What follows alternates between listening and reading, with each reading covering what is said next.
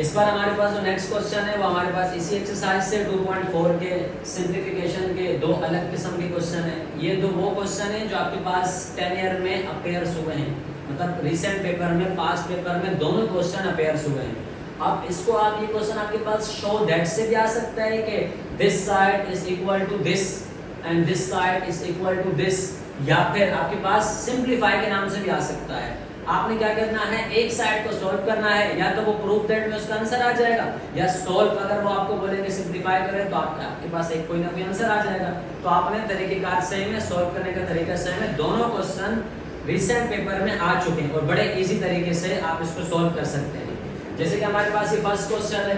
अब आपको ये बात पता है जब बेसिस सेम होती है तो हम एक बार लिखते हैं, अगर वो बेसिस डिवाइड होती है तो पावर माइनस होते हैं, अगर वो बेसिस मल्टीप्लाई होते हैं तो पावर प्लस हो जाती है, ऐड हो जाती है। अब देखें ये दोनों बेसिस सेम है तो हम क्या करेंगे, इसको एक बार लिखेंगे। इसकी डिवाइड हो रहे दोनों तो हम पावर को क्या करेंगे, a माइनस बी लिखेंगे, और बाहर इसके क्या लिखा हुआ है आपके पास, a प्लस बी।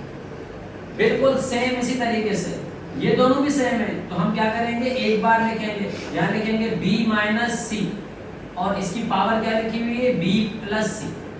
बिल्कुल सेम इसी तरीके से दो सेम आपने एक बार लिखना है और लिखना है c माइनस ए, और उसकी पावर क्या लिखी हुई है, c प्लस ए। अब आपको पता है कि पावर के ऊपर जब पावर होती है तो आपस में मल्टीप्लाई होती है, a minus b multiply by a plus b, a minus b multiply by a plus b, यहाँ फॉर्मूला क्लोज हो जाएगा। एक बार माइनस में लिखा हुआ है, एक बार प्लस में लिखा हुआ है, तो a minus b a plus b is equal to a square minus b square. तो आप इसकी जगह, सबकी जगह क्या लिखेंगे, a square minus b square. बिल्कुल इसी तरीके से इस x के ऊपर ये भी दोनों सेम है, इसका भी आप क्या लिखेंगे, b square minus c square. ये भी दोनों सेम है, इसका भी आप क्या लिखेंगे, c square minus a square.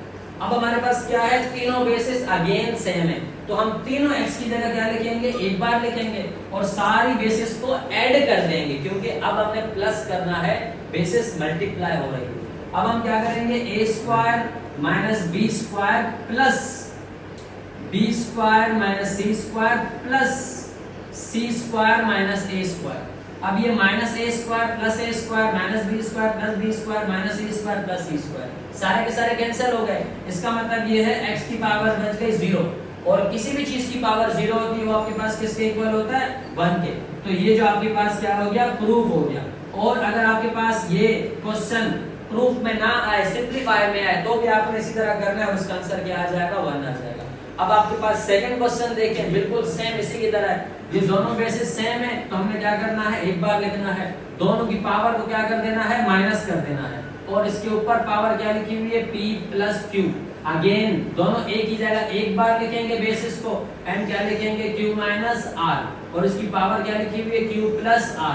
Divide की साइन लगाई, इसके बाद 5 लिखा हुआ है सेम, ये दोनों a को लिखा एक बार और ऊपर क्या लिख देंगे, p प्लस r, और इसकी पावर क्या लिखी हुई है, p माइनस r।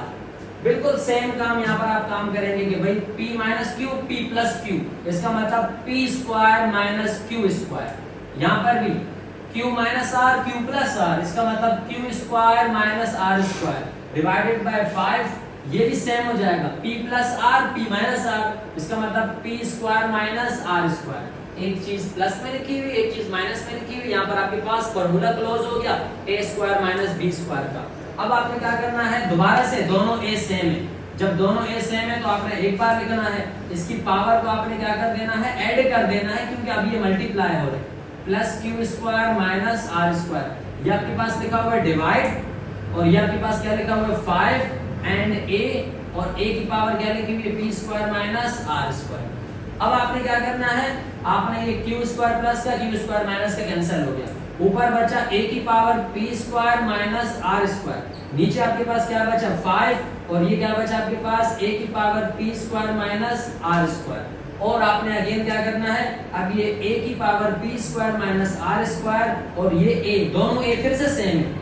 अगर दोनों a सेम हो गए तो हम क्या करेंगे, हम एक बार a लिखेंगे, ऊपर की पावर लिखेंगे और नीचे की पावर लिखेंगे, और दोनों को क्या कर देंगे, माइनस कर देंगे, क्योंकि दोनों डिवाइड हो रहे हैं, और नीचे वाला 5 क्या करेंगे, सेम लिखेंगे। इसके बाद आपके पास क्या लिखा हुआ है, a की पावर ये लिखा हुआ है p square minus r square minus plus minus p square minus minus plus r square, और नीचे क्या लिखा हुआ है 5 plus p minus r plus r cancel हो गए, ऊपर बचा a की पावर 0 और नीचे बचा 5, a की पावर 0 का मतलब 1 और नीचे क्या बचा 5, तो ये आपके पास क्या हो गया, प्रूफ हो गया। और अगर ये क्वेश्चन आपके पास सिंप्लीफिकेशन के लिए आए तो भी आपने इसी तरह सॉल्व करना है और उसका यही आंसर आएगा।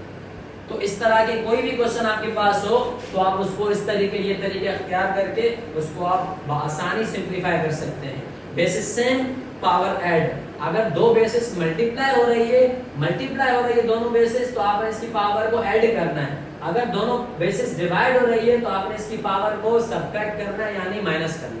और इस तरीके से आसानी से आप ऐड एंड सब्ट्रैक्ट करके इसको सिंप्लीफाई कर सकते हैं।